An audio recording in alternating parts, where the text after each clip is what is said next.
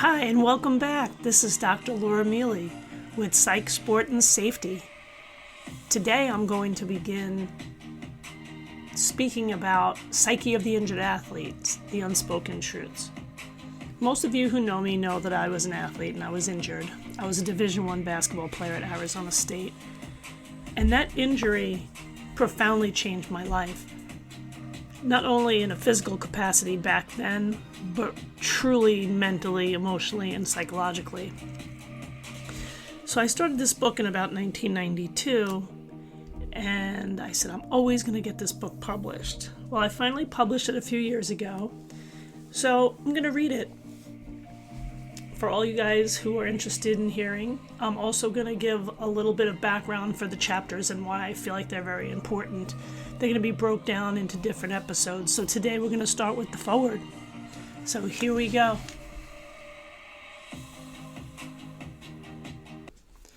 I was fortunate enough to be able to ask Coach Bobby Hurley Jr. of Arizona State men's basketball to write the foreword for me. So here it goes. I cannot remember ever not having a basketball in my hand while I was growing up. My innate love for the game was almost immediate, with my father at the helm of St. Anthony's men's basketball in Jersey City, New Jersey. In my rookie year, playing in the NBA, I was in a terrible auto accident. After the accident, the immense pain, fighting for my life, and realizing the impact it would have on my ability to play basketball sent me into a dark place. I was left with a huge emotional void from not being able to fulfill my career dreams and aspirations as a pro basketball player. Through the years, the emotional turbulence of the pain has surfaced in many different ways and at various times. I call them my demons.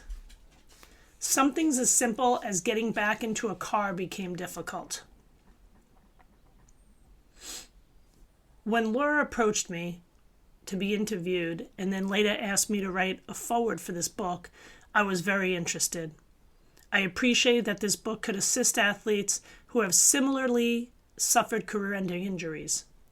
The insights provided here will also assist coaches like myself to recognize when an injured athlete is struggling, so they may be able to be provided with much-needed support. I have been very fortunate because of my supportive, loving family, as well as an unbelievable support that I receive from friends and former coaches, which has enabled me to not only survive, but also to learn and grow from my accident. As an NBA player, I also had the best medical attention I can get. For those less fortunate, those who may not have access to quality medical treatment and supportive families, friends, and coaches, this book could be a lifesaver. Laura's detailed treatment of the mental side of recovery process immediately resonated with me. Back when I played, I didn't speak much about what I went through. The information in the book is more valuable today than it's ever been, as athletes' identities have become more ingrained in sports than ever before. Understanding how the grieving process after losing one's career aspirations works into the mindset of a former athlete is incredibly valuable, and I would recommend any injured athlete as well as anyone who participates in the development of athletes to read this book. I appreciate Laura involving me in such an important endeavor. The healing process for athletes after an injury, for that matter for anyone who has suffered a major injury, is an evolving conceptual undertaking that should not be overlooked. So I want to stop right there for a minute and talk about how important that one sentence is. There are so many athletes out there who are not only physically injured, they become emotionally and psychologically injured when they transition out of sport. And that's what this book discusses. This book isn't just about an injury, something physical. It's emotional and how you respond to it. After the book came out and a few people read it, I had some really good feedback, and some of it was, well, Dr. Mealy, why aren't you giving us what we can do as injured athletes to help us in this transition out of sport? So that's what this podcast is for. I'm speaking about all different genres of sports, psychology, and risk management, but primarily in this specific podcast regarding my book, each episode and after I read each chapter, I'm going to discuss what you can do to help yourself. Because it's not a one-size-fits-all. Everybody has their own physiology, right? The way the brain works. So what is going to work for you? What mental strategies can be employed? How can you try to get over it? I wish I could say that, okay, you healed and you can get over it, but it's much like a death, and I'm going to discuss that in the book. And even Bobby Hurley would tell you he's not completely over it. Has he been able to fill the void like many of us, myself included? Of course. He's coaching out at Arizona State, which, of course, I'm biased because I'm a former Sun Devil. And he's living a really good life at the moment. Is it the life that he aspired and thought that he was supposed to have? No. But he's living his life and filling his cup. His journey has changed. It has shifted. And if we all can learn how to fill that cup every day, what we're grateful for, what we survived, how we made it through, can make the journey so much easier. Here's my introduction to the book. This book attempts to create an intimate view of what an athlete experiences after suffering a debilitating career-ending injury. The information provided in this book will bring the light to the often unspoken feelings of athletes on this inexplicable emotional journey. Although it speaks specifically to athletes, this book may hit home for many people who have suffered a loss of a career. Loss tends to manifest itself in many negative ways, most notably at the start of the experience. Fortunately, the very perseverance and resilience that enables an athlete to compete at an elite level can also help them overcome the mental and physical challenges they can face as a result of their injury.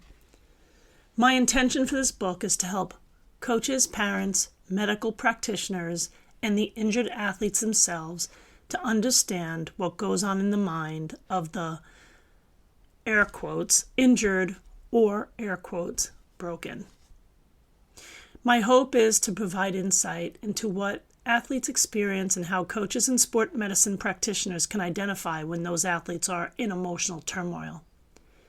Better analysis and treatment can be made to help ease the load in the journey of these injured athletes, with the hope that the healing and rehabilitation process can be expedited and made easier on the mind and the heart. The lack of mental health resources since I began writing this book in 1992 still amazes me. Only now are we as a society slowly embracing the education and resources necessary to assist with their roller coaster of emotions and desire for mental well-being. I'm going to stop right there for a minute. When I started writing this book, I was always speaking about the need for some kind of sports psychological intervention, and they're very far and few in between. When I first was injured, I was working with a graduate student who was working on sports psychology, and I don't believe that he was an athlete, and he was so new to the game of sports psychology that he was really unable to reach me. And not to any fault of his own, because he did do his best, but I was so lost. So I'm going to get back to this. We all have our own stories to tell. While some athletes are perfectly fine transitioning out of sport, others are not. In this book, I'm referring to those who are struggling with the loss of all they have worked toward. For most athletes, their first love is their sport. They spend every waking moment doing what they love. As athletes continue to evolve within their sport, they develop a social role that later turns into an identity. They sacrifice time with family and friends to gain more knowledge of the sport that has become their passion. It could be on the field, a court, a pool, but the genesis of becoming an elite athlete encompasses every thread within their person's body. The desire to compete is something that is instilled within the athlete. It is something that is sparked by a need to be successful and be the very best at their sport. They will fight through the pain just to play. Self-worth is not justified by how much better one athlete is over another, but by being a competitor and knowing what it takes to be truly successful. When we talk about identity, and we'll speak about it in a later chapter, self-worth becomes so important because a lot of athletes place who they are, their self-worth, into their sport. It's not, hey, I'm Dr. Laura Mealy or I'm Laura Mealy. I'm Laura the basketball player. Who am I if I'm not a basketball player? And that's how a lot of athletes tend to feel when they lose their sport or they transition out. And this is for pro athletes as well. That's why a lot of pro athletes come back after retirement. True athletes eat, sleep, and live their sport. Sadly, they sometimes fall short. A shortcoming can often be psychologically and socially detrimental, whether it's caused by an injury, being let go by a team, or just retirement. There seems to be nothing that can prepare an athlete for a career-ending injury or forced retirement from their sport. What happens when it all ends abruptly? The depression and the grief that surrounds athletes can be overwhelming. Only in recent years have athletes started to speak up about their mental health issues caused by the end of their careers. Something within our fiber as athletes prepares us for the ups and downs of life, but it may take support from others to get us through the pain of losing our athletic identities. Although it can get buried deep within one's psyche, the inherent tenacity within the athlete to strive to be the best never goes away. Instead, it just comes back in other forms. The personification of success does not always happen in the athletic competition. It can sometimes happen afterwards with the tools that athletic life has provided. As athletes, we've been taught to mask our pain and fight through it. I believe that even with the highest pain tolerance, an athlete who has suffered a career-ending injury feels pain like never before. It is akin to the loss of a loved one. Athletes are subject to mental health issues like anyone else. The only difference is that the most elite athletes have worked their whole lives to become successful and earn that status. The fact that they are so vehemently identify themselves by their athletic role is a game changer when the end of those careers come to an end abruptly. The coping techniques used in stressful moments of competition are gone and the world shatters. It's amazing how quickly athletes can lose themselves and forget what sports have taught them. The journey of the injured athlete has been my journey, but I know it has not been mine alone. I believe that telling my story, which includes my taste of success, mental abuse, and overcoming serious injury, will allow others to realize that they are not alone in their struggles. We, as an athletic community, need to do better and provide our injured teammates with more assistance to help put them in the right path to recover both physically and mentally. So here I provide an example and discuss why this is so important. And this story really touched me, and that's why I wrote about it. It comes from depression and the sidelined athlete. A lot of the things I discuss here, I would like to make sure that I give proper reference to. So Sue Rosenstock, depression and the sidelined athlete. Fox 6 Now, former Packers linebacker George Kuntz on giving back. Jeffrey Chahida, life after NFL, a struggle for many. And Susan Scuddy, Michael Phelps, I am extremely thankful that I did not take my life. So here's the story about Evan.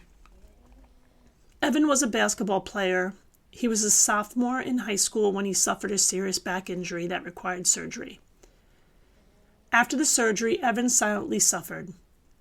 His mother, in an interview on the website Sidelines, said that she did not interpret his personality changes as a sign of depression or an indication of suicidal tendencies. Evan could not handle the pain and the loss of not being able to play again and took his own life. He was only 16. Evan's type of suffering is not limited to teenagers who may lack maturity or coping skills. These emotions are in fact very real and affect people of all ages in sports. Former NFL player George Kuntz